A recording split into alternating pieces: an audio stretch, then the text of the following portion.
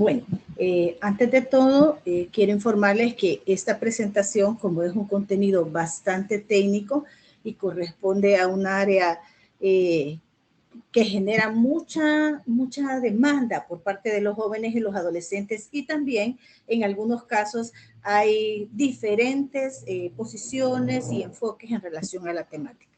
Entonces tomé a bien hacer una consulta con mis colegas del Programa Nacional de VIH-Sida para enmarcar esta ponencia de acuerdo a sus lineamientos nacionales, a los cuales nosotros trabajamos en coordinación con esta dependencia. Entonces, quiero decirles que esta presentación fue afortunadamente proporcionada por los colegas del programa. Él muy amablemente la puso a mi disposición y yo se la voy a dejar a ustedes también compartida para cualquier información que requieran y tengan alguna duda en relación al tema. Y si hay algunos temas o algunas dudas que no están a mi mano responder por el tipo del alcance, digamos, nacional, yo con todo gusto me comprometo a tomar nota y hacérselas a los colegas del programa. Como ustedes muy bien vieron en la presentación, vamos a hablar de dos temas muy importantes. Uno es el tema de las enfermedades de transmisión sexual y hepatitis, que es otra enfermedad de transmisión sexual, y del VIH. Vamos a hablar en un primer momento de esto, que son las conocidas como infecciones o enfermedades de transmisión sexual. Y podemos hablar primero de qué son estas enfermedades de transmisión sexual. Primero tenemos que aclarar cuál es el concepto y realmente cuál es el medio en que ellas se transmiten y cuáles son, porque existen algunas tipos de manifestaciones que se dan a nivel de los genitales u otros órganos que son consideradas ITS y no lo son, ¿verdad? Como es el tema de la candidiasis. Por ejemplo, para poner claro, el concepto que tenemos de acuerdo a la OMS son aquellas que se propagan predominantemente a través del contacto sexual, ya sean relaciones vaginales, anales u orales. Algunas infecciones de transmisión sexual también se pueden transmitir por medios distintos del contacto sexual, como es la sangre o algunos productos sanguíneos. ¿Cuál es el caso? Bueno, el caso del VIH puede ser algún tipo de enfermedad de transmisión sexual que se transmite a través de la vía sanguínea o la vía materno-infantil, como conocemos, y que lo vamos a ver más adelante. En relación al origen, la mayor parte de las enfermedades de transmisión sexual son causadas por bacterias y por virus que principalmente son transmitidas a través de las vías de contacto físico, y también algunas de ellas son causadas por hongos y parásitos. Algunos los hemos escuchado también, los parásitos como los piojos. Entonces, esa también es una enfermedad de transmisión sexual. ¿Cuál es su epidemiología o cuál es su incidencia a nivel internacional que podemos ver? De acuerdo a la OMS, que es quien nos marca las pautas en estos temas, se estima que a nivel mundial más de 1 millón de personas se infectan diariamente de estas enfermedades. Y tristemente, cerca del 60% de estas infecciones ocurren en personas jóvenes y adolescentes, es decir, en menores de 25 años. ¿Por qué? Pues ya vamos a ver más adelante por qué. Y el 30% de estas causas son adolescentes.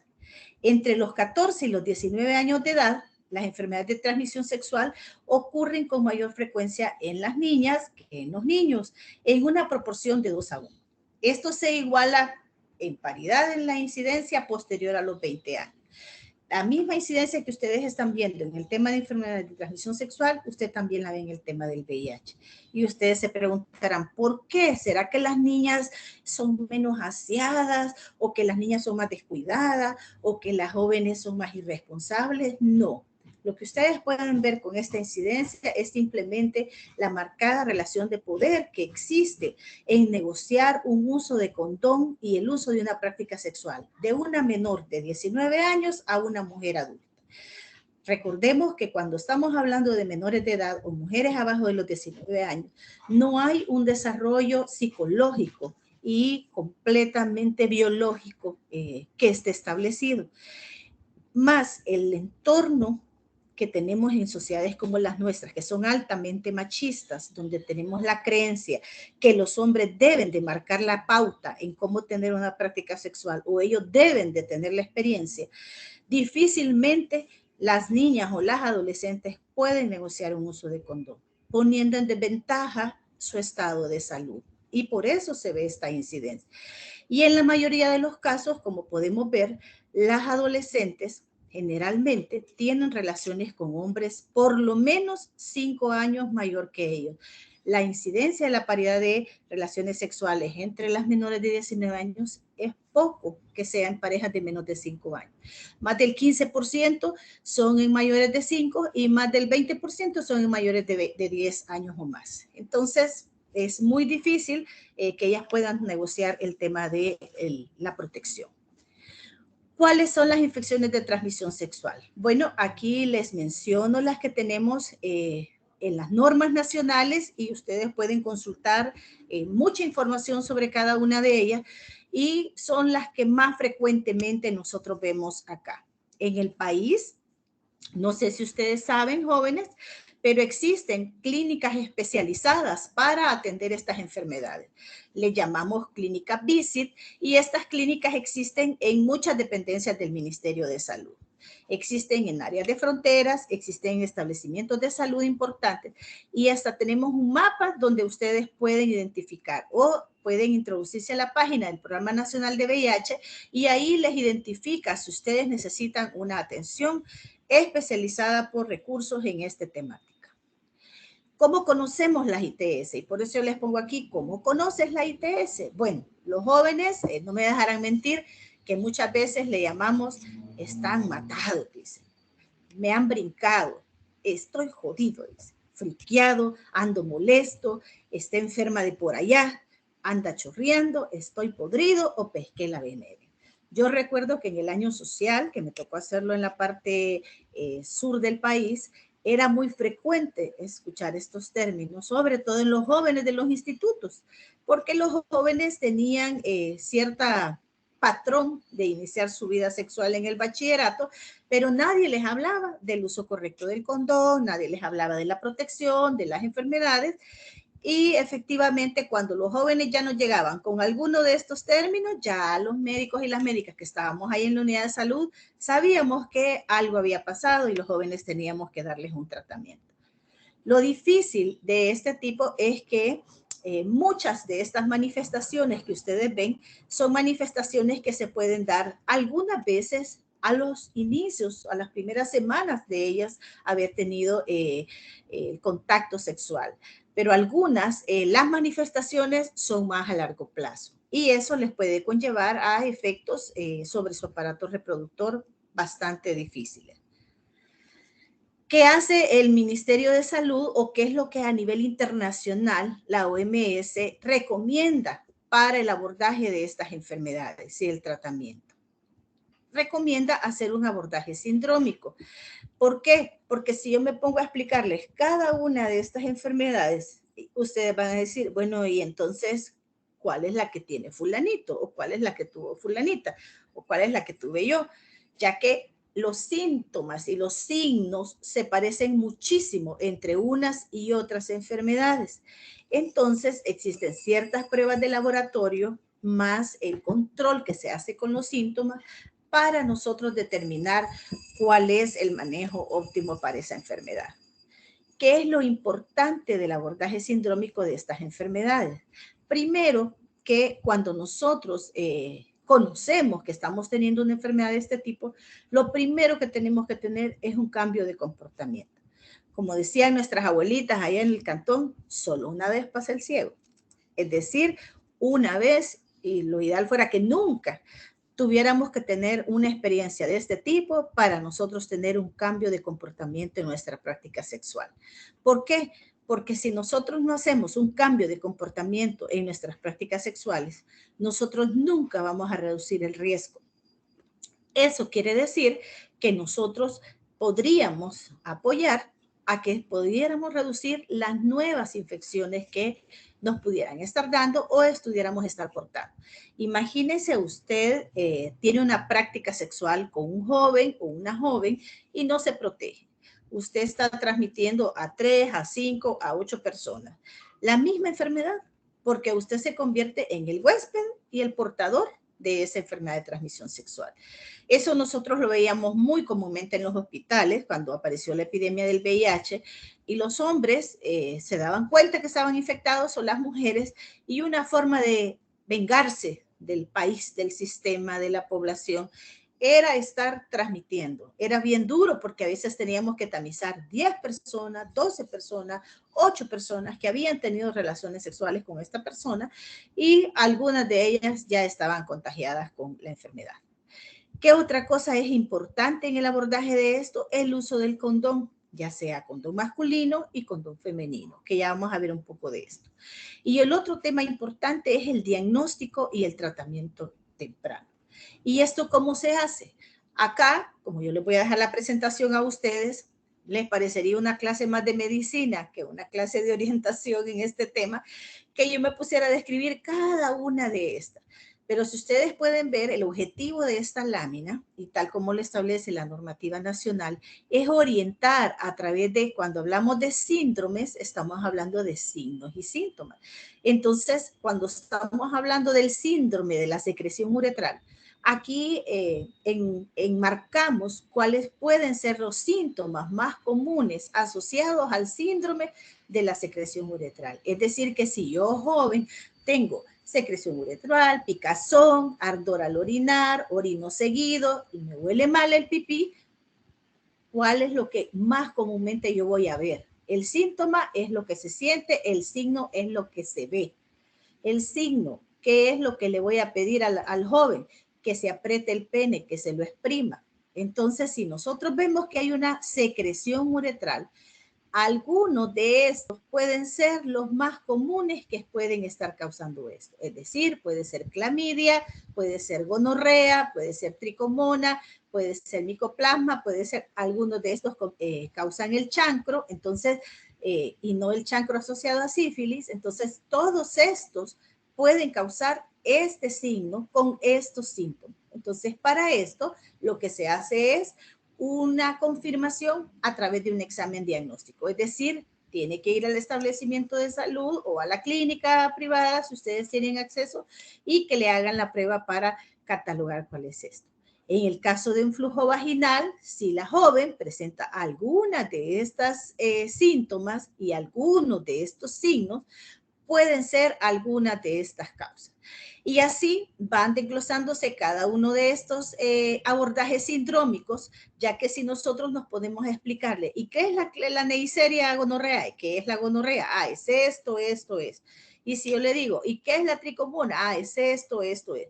Pero cuando ustedes ven los signos y síntomas, son muy similares entre ellos. Entonces, las personas a veces les cuesta identificar y dicen, mire, yo no sé si es una cosa o es otra, porque a mí me da todo lo que leo en internet. Yo veo todo lo que tengo en internet según me explica la enfermedad. Entonces, por eso la OMS decidieron con los expertos catalogarlos en estos abordajes sindrómicos, donde es más fácil poder las personas orientarse y los proveedores de salud también hacer un abordaje de esta enfermedad. En relación a los ectoparásitos, que se acuerdan que en la definición yo les hablaba de parásitos, aquí estamos hablando prácticamente de dos tipos de parásitos. El Sarcopsis scabiei es la famosa sarna que nosotros conocemos. Si algunos de ustedes han tenido la oportunidad de ir a comunidades, estar en albergues o participar en algunos sitios donde las personas están en mucho hacinamiento y tienen emergencias por estar con mucho polvo, todo, o las mismas personas a veces que son indigentes, les aparecen una serie de ronchitas en el pecho, en la espalda, en los pliegues, en los encajes, que es la famosa sarna. Y esto es un piojito que en la noche camina en la ropa de cama y que esto tienen que hervirse todas las noches la ropa de cama para poder matar ese parásito. Esto las personas se les da un tratamiento de un líquido que se tienen que colocar en la mañana a bañarse y esto es sumamente contagioso. Es decir, si una persona lo tiene en la familia, téngalo por seguro que en menos de una semana toda la familia va a estar infectada. Y entonces toda la familia prácticamente se tiene que hervir la ropa y colocar el tratamiento para todos, porque esto sí es altamente contagioso. Y los pitirios pubis son los famosos piojos que me recuerdo yo cuando estudiábamos medicina en el área forense, se le llamaba a diferentes lados, a nosotros nos daba risa mucho porque les decían totoromúcas, pipilhuisa, dependía del lugar del país donde era, así le llamaban al piojo. Y esto generalmente lo encontrábamos nosotros en el hospital, pues en personas indigentes que tenían un alto nivel de insalubridad y realmente como los piojos de la cabeza, pues estos se alojan en los genitales y son altamente contagiosos también. Quizás estos serían como de los ectoparásitos, de los parásitos que hablaba la definición, que son, digamos, las otras formas de transmisión que no son por vía sexual, excepto si una persona tiene prácticas sexuales con una persona infectada con este tipo de parásitos, obvio se los va a contagiar, ¿verdad? Y las otras sí tienen mucho, mucho, mucho que ver lo que son las prácticas sexuales, ya sean anales, orales o vaginales y a través del intercambio de flujos sanguíneos. ¿Qué es lo importante de conocer las ITS? Quizás lo importante para nosotros y nosotras, más que saber en qué consisten y cómo se tratan, es cómo nosotros las podemos prevenir. Creo que la cultura en estos temas siempre ha sido en decir, no lo hagas, no lo tengas, no lo conozcas, no esto, no lo otro. Y lo que nos hace muchas veces es hacer cosas erradas, porque nos informamos con personas equivocadas y hacemos prácticas que a la larga nos dañan. Dañan nuestra salud y dañan la de nuestras parejas, por supuesto. Existen una serie de mitos en relación al tema de la mayor forma de prevenir estas enfermedades de transmisión sexual. Si alguien me dice, mire, la mayor forma de prevenir las enfermedades de transmisión sexual es la abstinencia. Efectivamente, es la abstinencia. Pero yo no puedo obligar a que todas las personas en este mundo estén abstinentes. Hay personas que van a mantener la abstinencia, hay personas que van a postergar, es decir, iniciaron una actividad sexual y ahora dicen, no, yo la voy a tener hasta que esté con una persona que me parezca. Pero hay otras personas que van a tener prácticas sexuales. Entonces, con esas personas que van a tener prácticas sexuales, tenemos que orientarlos y hablar bajo una evidencia científica de cómo se tienen que cuidar. El condón, sí, es cierto, existen diferentes tipos de condón, pero no es cierto que no hay condón de mi tamaño. Eso no es cierto. Que no se siente igual, tampoco quiere decir que sea cierto. Entonces, existen una serie de tabúes en relación a este tema y esta caricatura hace alusión a esto, ¿verdad? Yo fui entrenada en el tema de condones hace unos años en mi oficina y existen fábricas especializadas en el tema de la producción de condones, existen diferentes tamaños y existen diferentes ofertas para las poblaciones por continente. Es decir, que nosotros no podemos decir que no existe una medida adecuada para nuestro tamaño, ya sea que nuestro pene es muy grande o que nuestro pene es muy pequeño. Pero cuando hemos hecho un entrenamiento en uso de condón, usted se puede meter el condón en la mano, en todo el brazo y el condón no se rompe. Usted se lo puede meter en el pie y todo y el condón no se rompe. Entonces no quiere decir que sea el tamaño el problema para el uso. Otro tabú que existe, que no se siente lo mismo, ¿verdad? Y está un poco esta caricatura, ¿verdad? De los diferentes tipos de condones. El tema de no sentir lo mismo es un tema más mental, ¿verdad? Porque para realizar una práctica sexual, todos sabemos que debe existir una preparación para la práctica sexual. Y efectivamente, el uso del condón requiere que la persona esté con el pene erecto y que exista en la pareja, ya sea una relación vaginal, anal u oral, que la persona esté preparada también para este. Entonces, la protección es sobre todo lo más importante en este tema. Y el tema de cómo usted mantiene su relación con su pareja es la que va a hacer que usted sienta o no sienta lo mismo. En todos los casos donde usted va a hablar sobre este tema o va a tener un contacto con una persona, lo importante es que busquemos tener consejería y orientación en este tema. ¿Por qué? Porque muchas veces tenemos información equivocada sobre esto. Y algunas universidades tienen clínicas donde atienden a estudiantes. Y es bueno que existan en esas clínicas personas capacitadas en la consejería y en la orientación sobre estos temas. ¿Por qué? Porque el primer lugar donde puedan ir ellos sea un lugar confidencial, privado, y donde no exista divulgación de las temáticas que se estén abordando. Y otro es que usted busque a su persona de confianza, ya sea su médico, su médica o una educadora que le puede ayudar en este tema. Otro tema importante es, bueno, si yo tuve un contacto inadecuado, tuve un contacto que no me protegió algo, pues hacerse las pruebas, ¿verdad? Existen diferentes pruebas, ya sea de VIH, de serologías para sífilis o otras pruebas que tenemos normadas para descartar si usted tiene una enfermedad de transmisión sexual. ¿Qué otra cosa se nos mandata y qué es adecuado hacer? Bueno, orientar, educar sobre el uso consistente y persistente del condón masculino y femenino o la manta de látex si esta se tiene, ¿verdad? Y el otro tema es vacunarnos contra la hepatitis B si nosotros tenemos prácticas sexuales de riesgo. Algo que se habla mucho hoy día es el tema de la doble protección. ¿Y qué es la doble protección?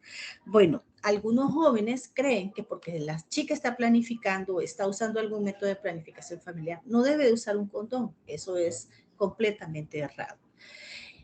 Todos los jóvenes y las personas que tenemos relaciones sexuales esporádicas o con una pareja que no es estable, lo ideal es que tengamos el uso de la doble protección. Y estable estoy hablando de una unión de hecho, no estoy hablando de un noviazgo. Entonces, cuando nosotros hablamos de la doble protección en parejas estables, estamos hablando que si yo, por ejemplo, mi pareja es una persona que tiene relaciones sexuales con otra pareja, aún yo estando casada y consciente, debo de usar la doble protección. ¿Por qué? Porque vamos a usar, no solamente vamos a pensar, perdón, en el tema de la prevención del embarazo no deseado, sino también de las enfermedades de transmisión sexual, del VIH, de la hepatitis e inclusive del Zika. ¿Saben ustedes cuántos casos de Zika tuvimos recientemente cuando la epidemia se instauró? ¿Y cuántos casos de niños nacieron con microcefalia? En parejas unidas, en parejas que se embarazaron sus esposas o sus compañeras y efectivamente tenemos un montón de niños con casos de microcefalia y fue efectivamente por transmisión sexual. Entonces, ¿de qué estamos hablando de la doble protección? Estamos hablando de usar métodos modernos anticonceptivos de alta eficacia para prevenir el embarazo y en este caso pueden ser los implantes, puede ser la inyección de 1 mes o 3 meses, los anticonceptivos orales, más el condón. Estamos hablando del condón femenino o masculino para prevenir el VIH. Otra opción para doble protección es usar el preservativo, ya sea el condón masculino o femenino, no podemos usar los dos al mismo tiempo, más la anticoncepción de emergencia, que esta es si no se usa el condón, si no se rompe, pero nosotros tenemos algún accidente durante la relación sexual por mal uso del condón. A esto es a lo que nos referimos con la doble protección. Si usted usa correcta y consistentemente el método, que es un poco lo que vamos a ver acá, realmente muy difícil usted va a tener algún problema. Pero muchas veces no tenemos orientación de cómo usar correcta o incorrectamente, y usamos incorrectamente un condón, ya sea masculino y femenino. Estos pequeños slides son del CDC que yo se los quise poner acá, pero cosas como claves que ustedes deben de tener en cuenta y que tenemos que tener en cuenta todos los que vamos a tener o tenemos prácticas sexuales, es que el condón, tanto masculino como femenino, se usa de principio a fin. En el caso del condón femenino es únicamente para relaciones a través de la vagina.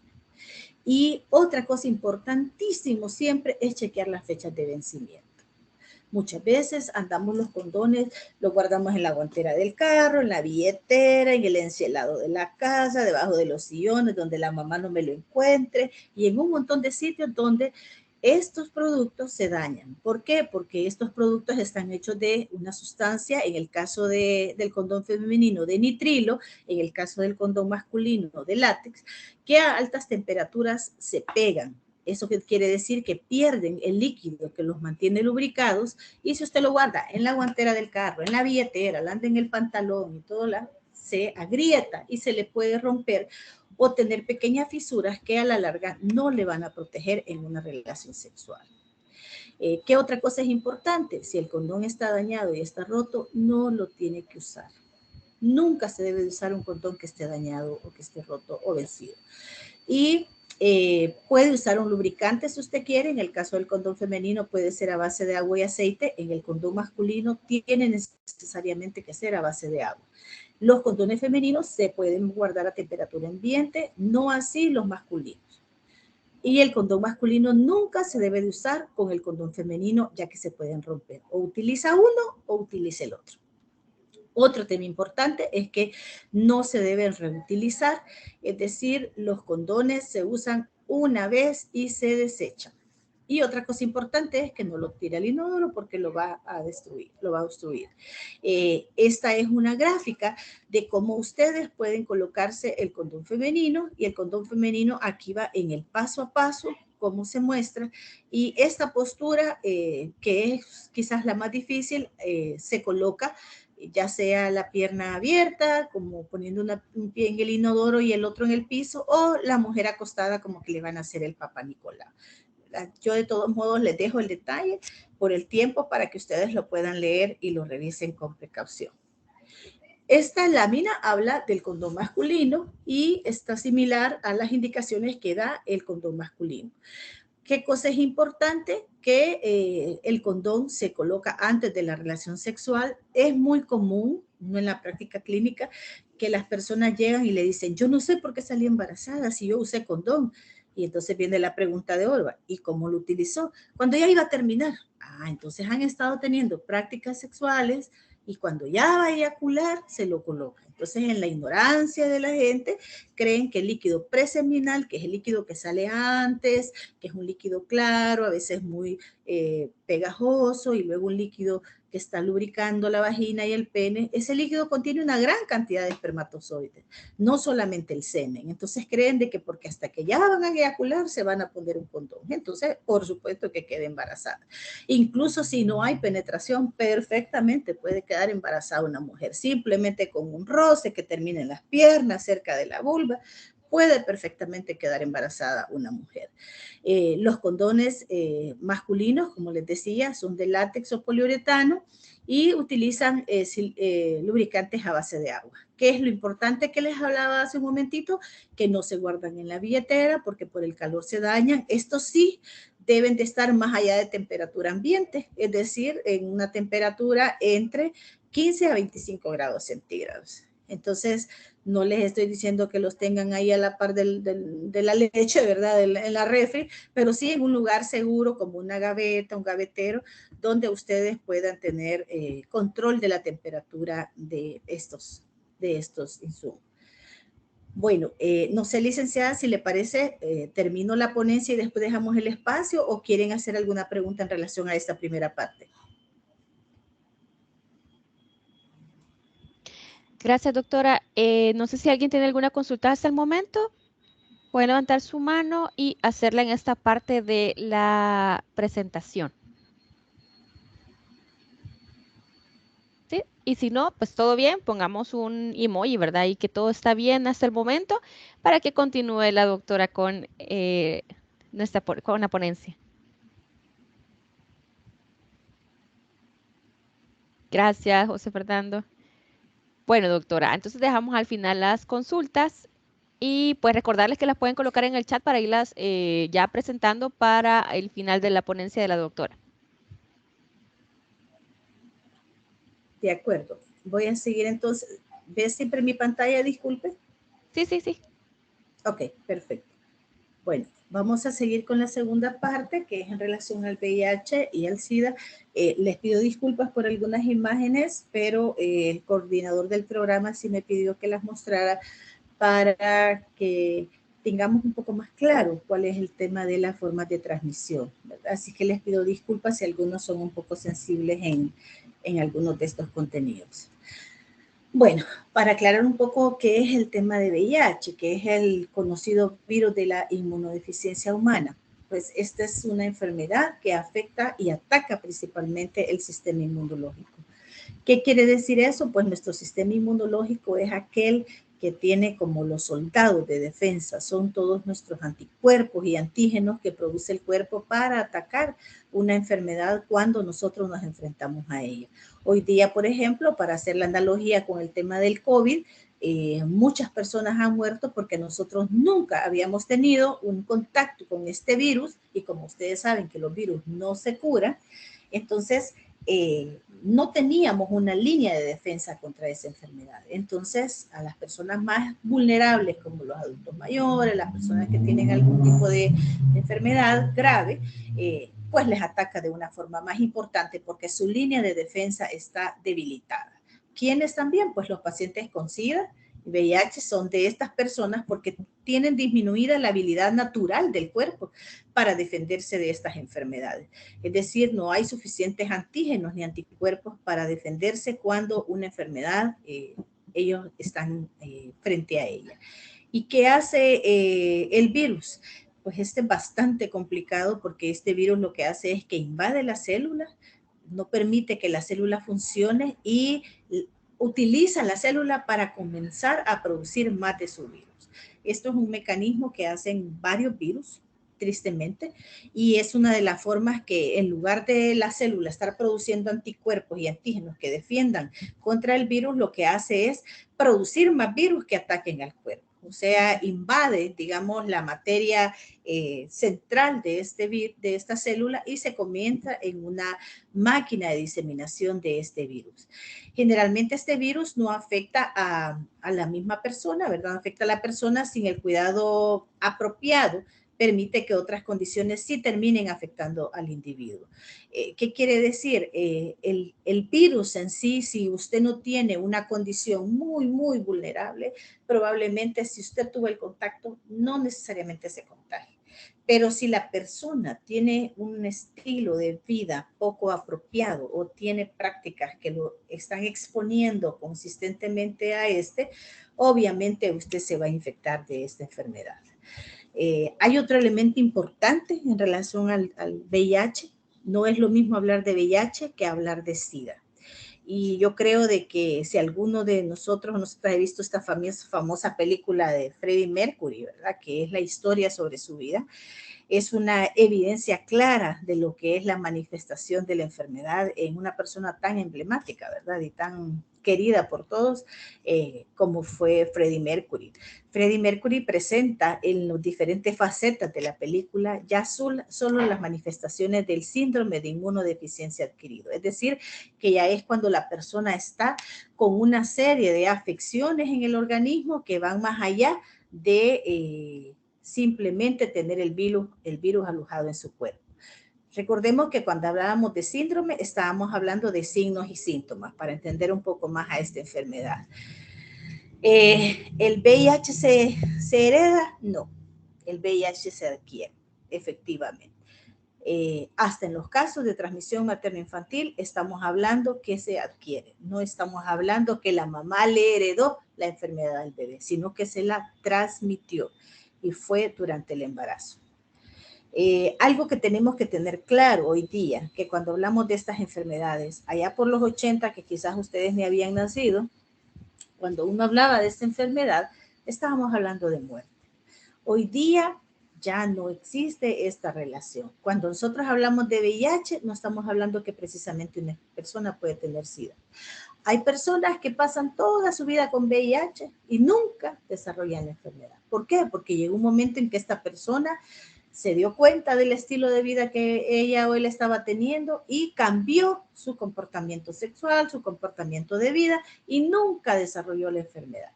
Igual personas que viven con SIDA. Hoy día, afortunadamente, existen una serie de alternativas médicas de tratamiento que permiten que las personas, junto con su estilo de vida, puedan llegar una cantidad sin fin de años. Cuando yo les hago, por ejemplo, el ejemplo con Freddie Mercury, esta persona en ese tiempo no existía mayor tratamiento. Si ustedes se recuerdan, es los años de los 80, cuando la enfermedad fue descubierta, y hay una imagen muy fuerte en esa película donde se ve un joven sumamente dañado ya por la enfermedad, por el SIDA, donde le canta la canción a Freddie Mercury de sus canciones, y ese joven representa si ustedes logran comprender esa escena de la película, representa lo próximo que él iba a tener, que iba a ser el tema de la muerte, porque este joven ya estaba en la fase terminal. El SIDA hoy día efectivamente no es sinónimo de muerte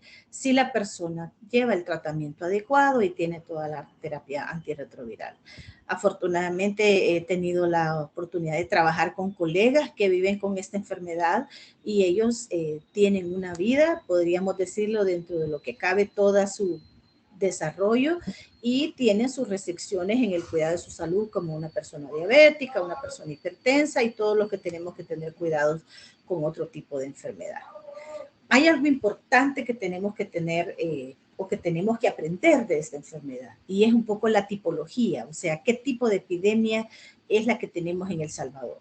Para hacerles más concreto por el tiempo, es que El Salvador tiene una epidemia concentrada, es decir, que la epidemia concentrada la define la OMS cuando existe una prevalencia de poblaciones con prácticas de riesgo igual o mayor al 5% o menor al 1% en mujeres embarazadas. Y cuando estamos hablando de algún grupo de prácticas de riesgo, estamos hablando que son ciertos grupos que tienen estas prácticas. Ustedes me van a decir, no, pero esos son las personas que tienen relaciones con el mismo sexo.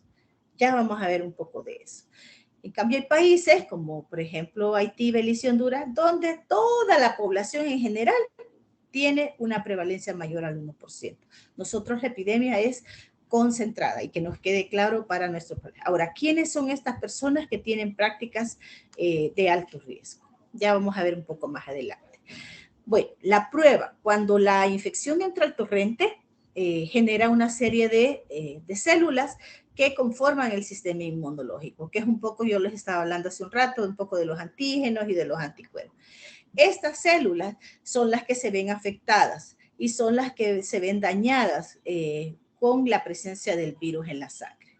Estas células producen anticuerpos ante la reacción del ataque de la presencia del VIH. Pero como este virus es muy inteligente y se aloja en el, digamos, en el cerebro de la célula, ella comienza la célula que en lugar de producir más anticuerpos, comienza a producir más virus que definitivamente son más que los anticuerpos que tiene el cuerpo y definitivamente lo destruye. Entonces, dándose la diseminación de la enfermedad.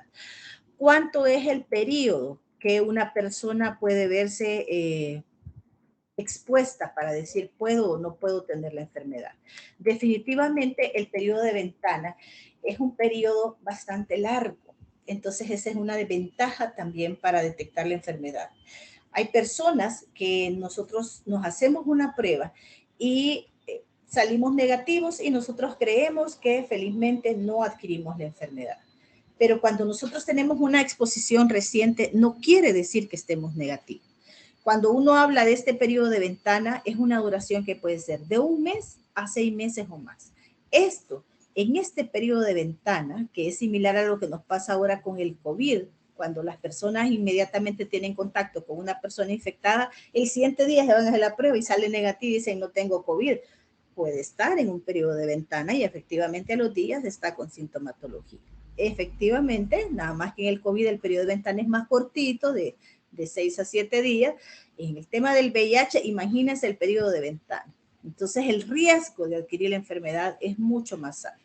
Entonces, cuando nosotros estamos en este periodo de ventana, la prueba puede salirnos negativa. Y hasta que tenemos un nivel de adecuado de anticuerpos, nosotros podemos salir al hacernos la prueba positivos de la enfermedad. Por lo tanto, me hacía la broma, Arturo me decía, bueno, esto es como Superman, no camina, no duele, dice, pero puede estar trasladado de un lado a otro. Es decir, que nosotros no podemos evitar la diseminación del virus. ¿Cuáles son las formas? Bueno, puede pasar de un organismo a otro y puede infectar y necesita hacerlo de una célula viva. Y para eso necesita una piel que no esté intacta, una mucosa o un vaso sanguíneo. Y aquí vamos a hablar un poco de las vías de transmisión. Esto Es decir, una persona que tenga una raspadura, una lesión y tenga contacto con sangre de una persona contaminada. Esto es la mucosa vaginal y esta es la transmisión sanguínea. ¿Cuáles son las vías de transmisión? Bueno, la sangre, el líquido preeyaculatorio, que es ese líquido claro que les estaba hablando ya hace un ratito en las enfermedades de transmisión sexual con el uso del condón, el semen, los fluidos vaginales o la leche materna. Por lo tanto, si estas son, digamos, las vías que se transmiten, las vías oficiales de transmisión que podemos entender son sanguínea, sexual y perinatal. Sanguínea implica el contacto de sangre contaminada, es decir, sangre contaminada, un trasplante de órganos, uso de jeringas contaminadas de las personas que usan drogas o objetos cortopulsantes contaminados, que por eso con el tema de tatuajes se hizo una gran... a raíz del VIH se hizo un montón de controles y de normas que se ponen para las personas que hacen tatuajes para tener todo el control cuando se hacen esto con el tema de las agujas y todo este tema. En la práctica sexual pueden ser por líquidos contaminantes, por líquido preeyaculatorio, por semen, fluido y presencia de sangre, ya sea que la chica esté con su periodo o pequeñas heridas que puedan tener durante el coito.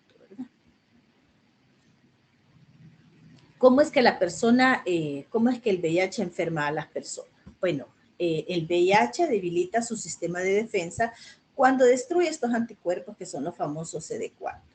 Cuando él produce todo ese mecanismo de defensa a través de las células, de ataque contra las células, esos CD4 los aniquila, que son todos los soldados de defensa del cuerpo, entonces el cuerpo no tiene la capacidad de reaccionar ante esas infecciones oportunistas, llámese infecciones por hongos, por bacterias y por otros virus o gérmenes que pueden llegar al cuerpo. Los gérmenes comúnmente no afectan el cuerpo, pero cuando una persona baja las defensas, sí lo terminan dañando. Por ejemplo, el tema de la cándida.